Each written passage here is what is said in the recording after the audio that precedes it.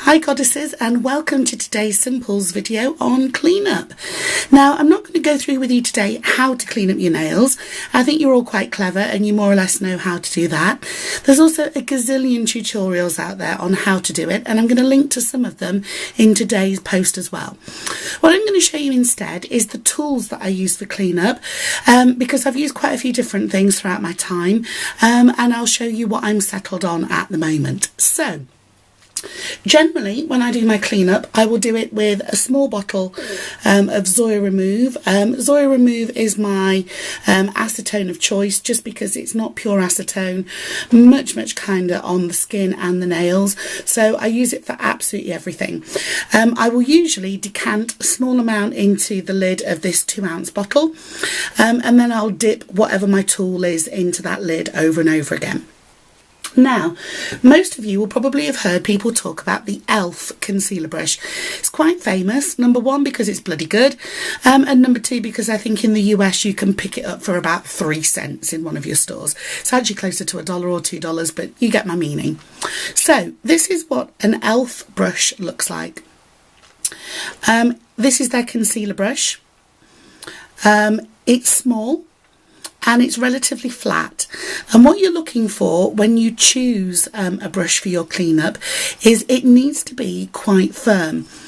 So if you can see from here, and bearing in mind this is glued with a bit of Zoya Remove from last time I used it, it is firm. And what that means is that when I use it as my cleanup, it's not going to go and crumble into a great big splat on my nail. It's actually got a little bit of strength in it to scoop that polish away, which is what you need.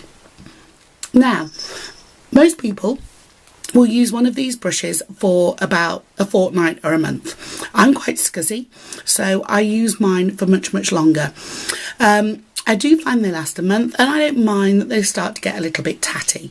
Also, what I do when they do get tattier, and this is what a tatty, scratty, messy one looks like, is I keep these to the side for when I've used a glitter polish, because glitter polish is obviously harder to get off the skin around your nails, takes a little bit more oomph. Hi Bluebell.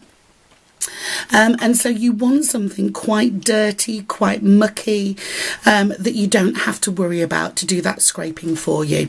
So I keep him to one side for emergencies. I then heard Chris from Let Them Have Polish, hello Bluebell, talk about the Kolinsky brush.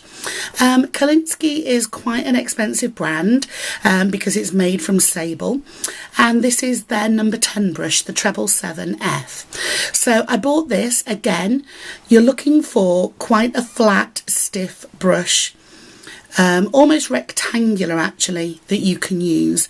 Now, what's really good about the Kolinsky, if you can see, is that it's really tapered at the tip. Can you see how that narrows down? And that makes it particularly good for scooping stuff out between your nail and your skin. It means you can get into all the nooks and crannies without damaging your actual manicure. Also, if I do that to it, you can see quite stiff.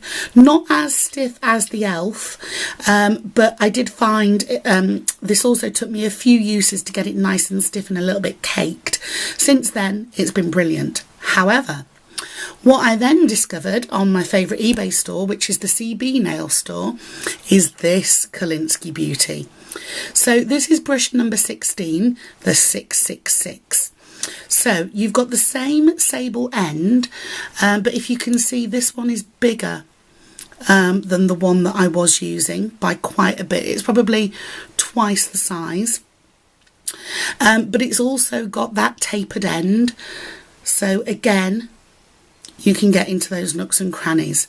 However, the reason this one is now my favourite cleanup brush, ta-da! Look what it's got at the end.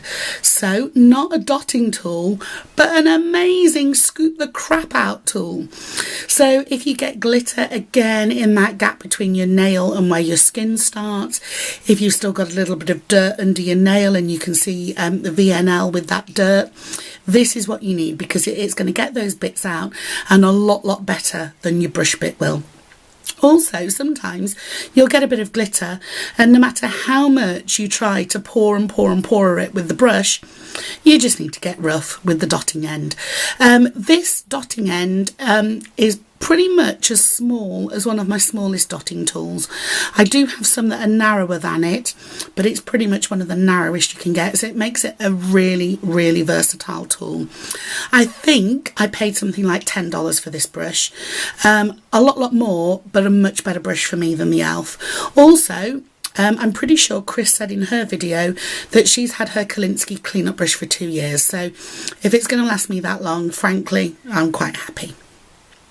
Now, you'll see one final tool resting here, a really underestimated but super important cleanup tool. This is a cotton bud, a Q-tip, and these are amazing, particularly if you've been doing stamping. Also, I use them a lot for gradients, and also if I've used a dark vampy polish. So if a black or a navy or a burgundy or anything like that has been around my nails, this is probably what I will turn to first before I pick up a brush. Now, the reason you go for this first, well, firstly, you're going to use it for gradients, water marbles, splatters, because look, it's just going to scoop up so much more shit. But also, the advantage of a cotton bud is that you can press it against your nail. Oh my God, I've just noticed look, I'm a blogger, and look what I'm showing you on that thumb there. I really should be ashamed. Anywho, so you wet your cotton bud in the acetone. The advantage of the cotton bud is you can press it against the skin around your nail. Press it, leave it on for a second, 2 seconds, and especially if you've used that vampy polish, it will just lift off onto the cotton bud. What you'll find if you use a cleanup brush with a vampy polish is the acetone or the Zoya Remove, whatever you're using, will make a bit of a soup with the polish, and before you know it, you'll have beautifully tinted skin all around your fingers. So never ever underestimate the cotton bud. I go through so many of them, it's unreal.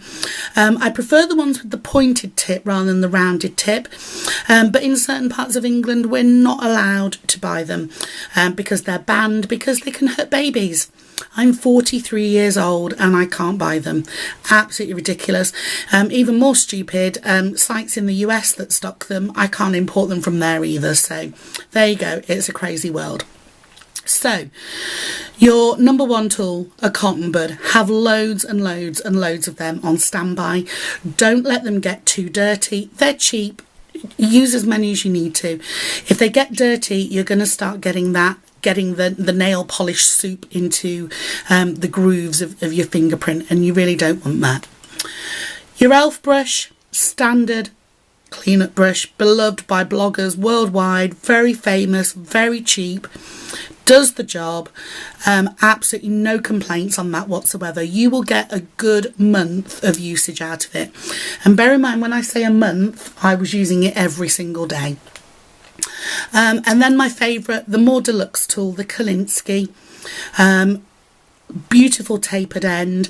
To be fair, you can use any pretty much makeup brush or nail art brush. You know when you get packs of nail art brushes or makeup brushes, and there's always a few that they just go unloved. As long as they're stiff, they are going to be good for cleanup.